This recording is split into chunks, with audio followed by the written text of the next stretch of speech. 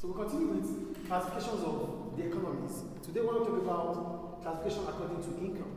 And when we talk about income, we're simply talking about how income is being distributed within or between economies. And this takes us to talking about developing economies. In developing economies, there's always going to be unevenly distribution of income. That means there's always income inequality.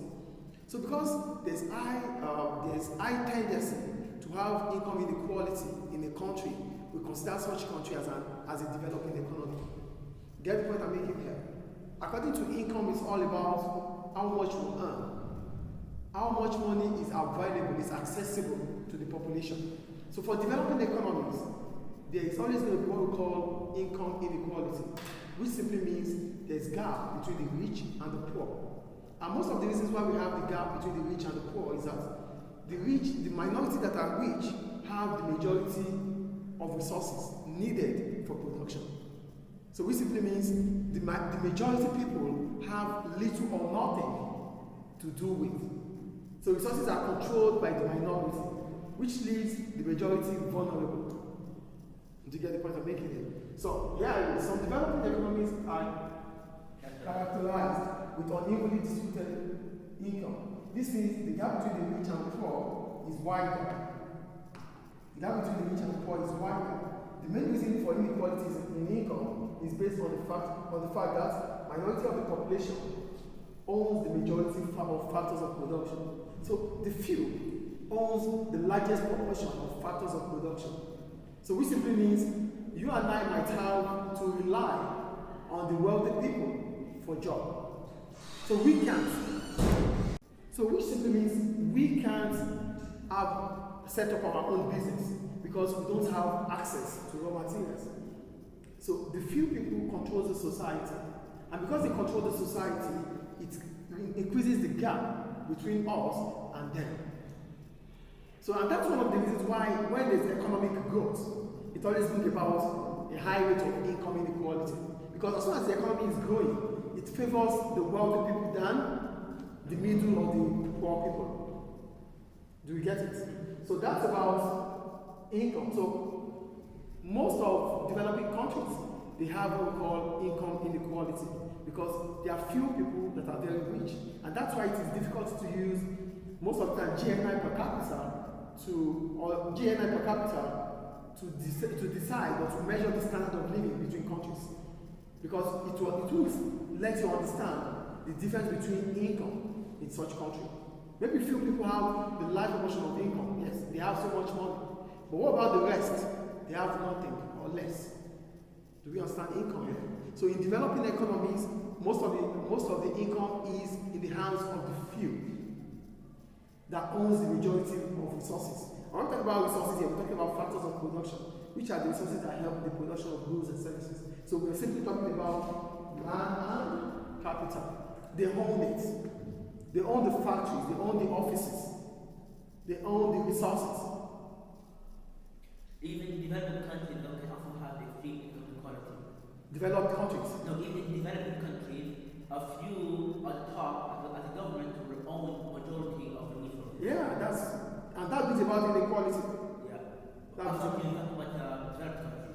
No, developing. Okay. For developed countries, income is still equally distributed because you have equal opportunity. In developing countries, there's no equal opportunity, trust me. There might be discrimination. There might be lack of education. So you might not even have the opportunity to earn high income because you don't have access to income that would allow you to improve your skills. Do you understand? Developing countries, there are lots of hindrances that would not allow individuals there to earn high income. Not as easy at least. What? Not as easy at least. Yes. I think it's clear. So that's about income. Then the next one is classification according to external trade. When we talk about external trade, we're simply talking about international trade. Trade between countries. Still takes us back to developing countries.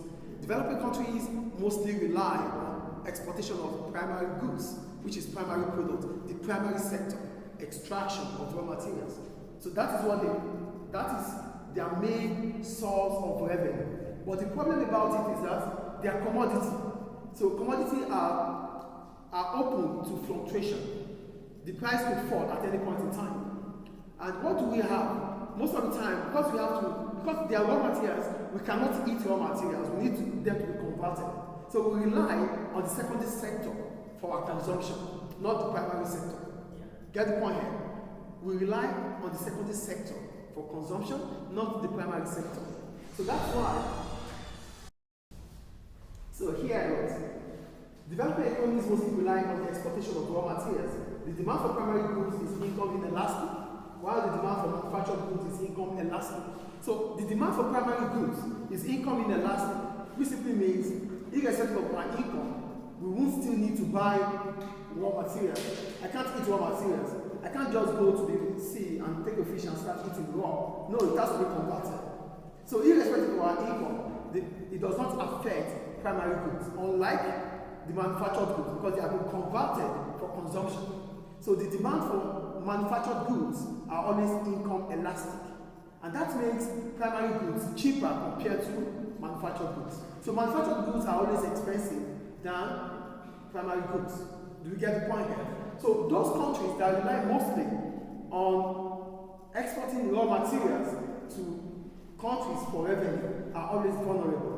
And that takes us to what we call the Prebisch-Singer hypothesis, which simply talks about the vulnerability of exporting countries, mostly primary production, to foreign countries or to developed countries. So what do? Developed countries would buy the raw materials at a cheaper rate. You don't have any other choice. You can't use raw materials. It has to be converted. So the cost of raw materials are always cheaper compared to manufactured goods.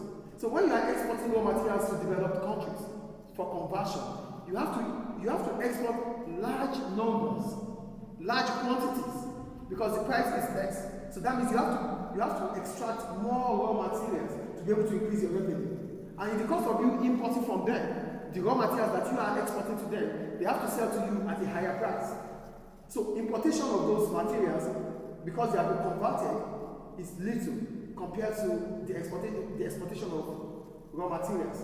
So when they are converted, the price becomes expensive.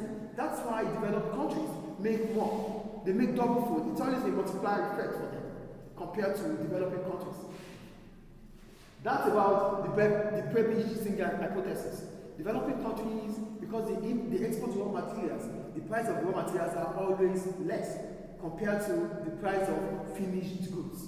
So finished goods are expensive. So developing countries have to rely on developed countries that they do export to for finished goods. So if they have to buy at a higher price. So that's why developing countries might still not be able to develop. So developed countries would not allow you to have those equipment. They won't allow you to make enough revenue to be able to invest in technology that will make you to start your production to be dependent, to be independent. They won't. So until you have access to technology, you won't be able to convert raw materials into finished goods, which simply means we have to simply rely on developed countries for consumption. Do we understand that? So any question about it? So that's classification about income, which is about income inequality in developing countries, and classification through external trade, which talks about the reliability of developing countries when it comes to exportation of raw materials. And the Prebisch-Singer hypothesis talked about how the cost of raw materials are cheaper compared to the cost of manufactured goods. Thank you. So in the next class we'll continue with I think, labor productivity.